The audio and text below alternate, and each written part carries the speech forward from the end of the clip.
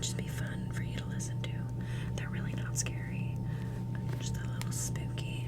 They kind of remind you of just like stories you would tell, like, you know, around like a campfire or something.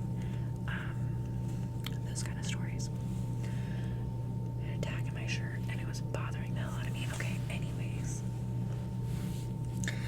I am going to go ahead and open up one of these.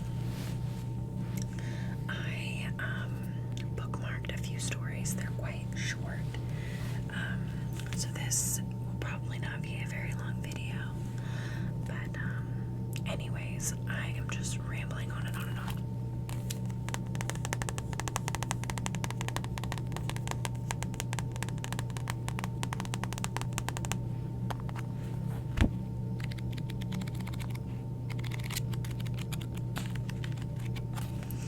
These books had like really, really creepy illustrations though. Like, that is nightmare fuel. That is really scary actually. And some of the pictures in these were like traumatizing for me. When I find one, I will show you. And if you've read these, like, you probably know immediately the ones that I'm going to show you because they're so creepy. Okay. The first story that I have bookmarked is called The Bed by the Window. The three old men shared a room at the nursing home. Their room had only one window, but for them, it was the only link to the real world. Ted Conklin, who had been there the longest, had the bed by the window. When Ted died, the man in the next bed, George Best, took his place. And the third man, Richard Green, took George's bed. Despite his illness, George was a cheerful man who spent his days describing the sights he could see from his bed. Pretty girls, a policeman on horseback, a traffic jam, a pizza parlor, a fire station, and other scenes of the outside. Richard loved to listen to George, but the more George talked about life outside, the more Richard wanted to see it for himself. Yet he knew that he would only, when George died, have his chance. He wanted to look out that window so badly that one day he decided to kill George. Just like that, one day. But anyway. One day he decided to kill George. He is going to die soon anyway, he told himself. What difference would it make? George had a bad heart. If he had an attack during the night and a nurse could not get to him right away, he had pills he could take. He kept them in a bottle on top of the cabinet between his bed and Richard's.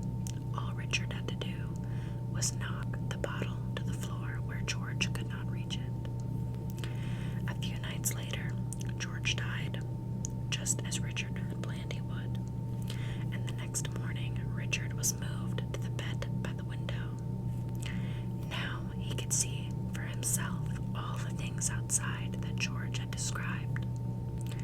After the nurses had left, Richard turned to the window and looked out, but all he could see was a blank brick wall. So, I guess Richard killed George for nothing.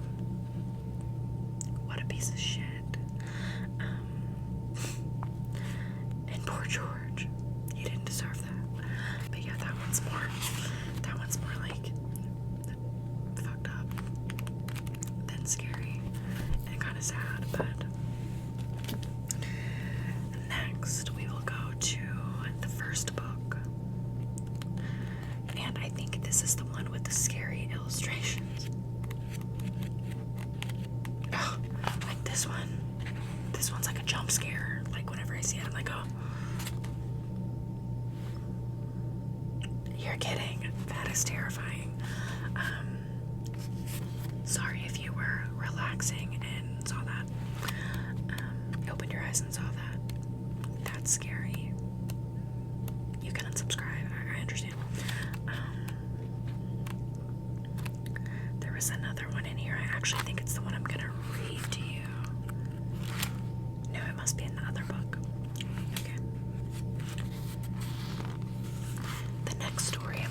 teach you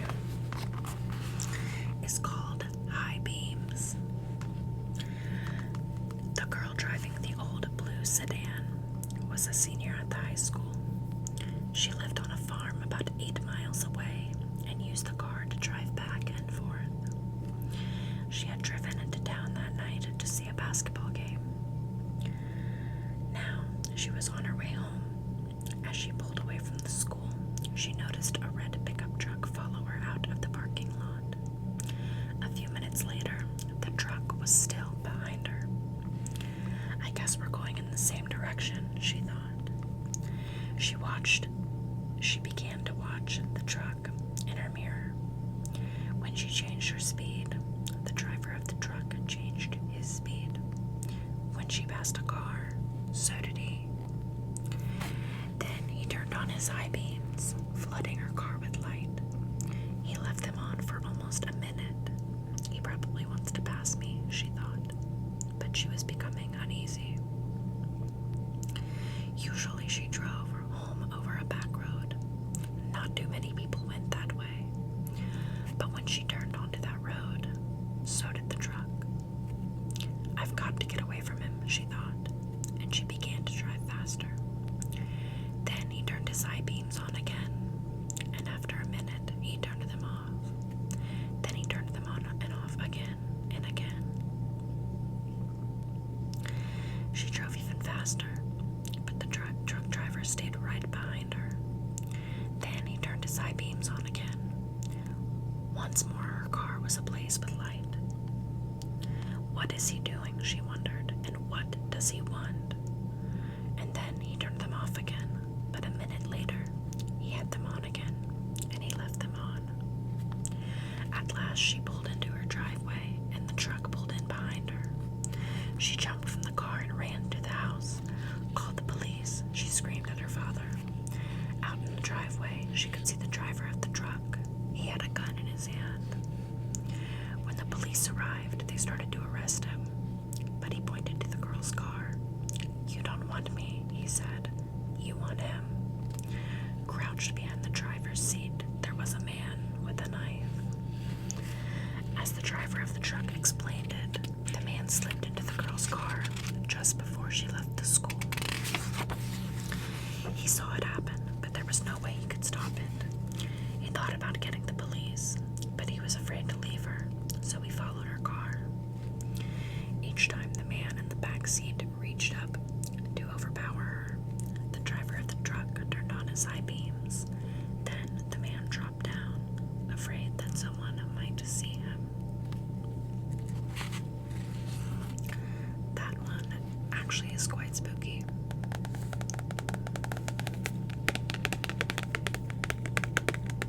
Because, like, that could really happen. I mean, the odds of that happening, I guess, that exact situation are kind of slim. And I feel like if somebody was already in your car and had intentions of killing you, I mean, they're gonna do it, right? They're already in your car, they're right behind you.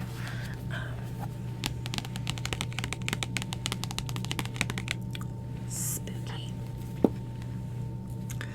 Now I have 2 more. In the 3rd Scary Stories to Tell in the Dark book.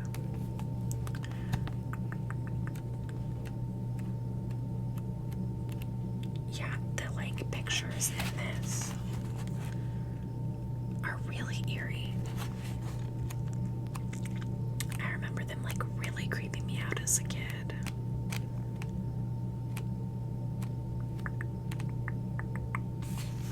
Like that one.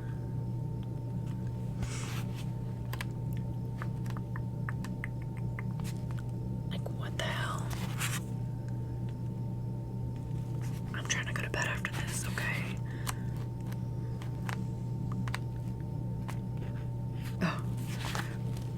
Yeah, this picture is scary. Trigger warning, it's scary. What the hell? If you've seen the movie, I think that they did this character really well. I'll talk about the movie in a minute, but I thought they did a as hell in the movie. This story is called The Dream. Lucy Morgan was an artist. She had spent a week painting in a small country town and decided that the next day she would move on.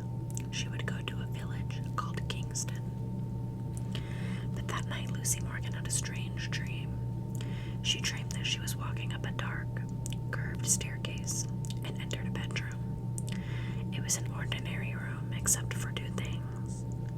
The carpet was made up of large squares that looked like trapdoors, and each of the windows was fastened shut with big nails that stuck up out of the wood. In her dream, Lucy Morgan went to sleep in that bedroom, and during the night, a woman with a pale face and black eyes and long black hair came into the room. She leaned over the bed and whispered, "This is an evil place. Flee while you can." When the woman touched her arm to hurry her along, Lucy Morgan awakened from her dream with a shriek. She lay awake the rest of the night, trembling. In the morning, she told her landlady that she had decided not to go to Kingston after all. "I can't tell you why," she said, "but I just can't bring myself to go there." "Then why don't you go to Dorset?" the landlady said. "It's a pretty town, and it isn't too far." So Lucy Morgan went to Dorset. Someone told her she could find a room in the house at the top of the hill. It was a pleasant-looking house, and the landlady there, a plump, motherly woman, was as nice as could be. "Let's look at the room," she said. "I think you will like it." They walked up a dark, curved staircase, like the one in Lucy's dream. In these old houses, the staircases are all the same, Lucy thought. But when the landlady opened the door to the bedroom, it was the room in her dream with the same carpet that looked like trapdoors and the same windows fastened with big nails. "This is just a coincidence," Lucy told herself. "How do you like it?" the landlady asked. "I'm not sure," she said. "Well, take your time," the landlady said. "I'll bring up some tea while you think about it." Lucy sat on the bed staring at the trapdoors and the big nails. Soon there was a knock at the door. "It's the landlady with the tea," she thought. But it wasn't the landlady. It was the woman with the pale face and the black eyes and the long black hair.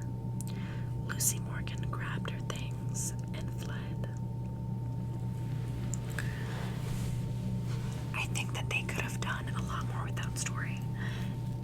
Like, it was really creepy up until the very end when she just grabbed her things and fled. Like, what? Did she just like push past this large woman that she saw in her dream? Like, I feel like I would be like stunned with fear. I'm thinking way too much into this. But I didn't like the way they ended it. Okay, I just didn't. But that one was creepy. And then this last one is really short, and the picture is really creepy. This one is called The Red Spot. While Ruth slept, a spider crawled across her face and stopped for several minutes on her left cheek, then went on its way. "What is that red spot on my cheek?" she asked her mother the next morning. "It looks like a spider bite," her mother said. "It will go away. Just don't scratch it." Soon the small spot grew into a small red boil. "Look at it now," Ruth said. "It's getting bigger and it's sore." "That sometimes happens," her mother said. "It's coming to a head." In a few days, the boil was even larger. "Look at it now," Ruth said. "It hurts and it's ugly." "Well, we'll have the doctor look at it," her mother said. "Maybe it's infected." But the doctor could not see Ruth until the next day. That night, Ruth took a hot bath. As she soaked herself, the boil burst. Out poured a swarm of tiny spiders from the eggs that their mother had laid in her cheek.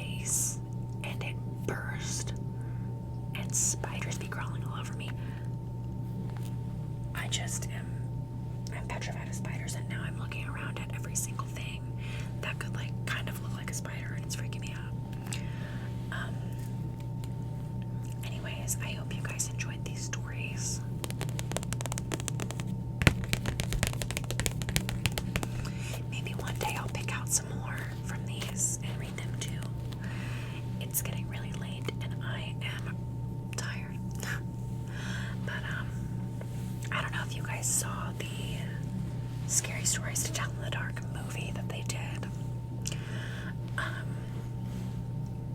I had really high hopes for it because I loved these books as a kid, and a lot of the stories had like really, really good potential to be like a movie or like a short film. And I thought that the stories they picked to put like in the movie and portray, they did a good job with.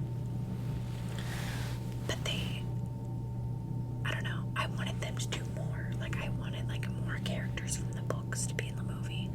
Like it's like they took a few stories from the books and put them in the movie. And I know like the movie can't be like 10 years long, but I don't know, I wanted more of the stories to be in the movie. Anybody else feel that way?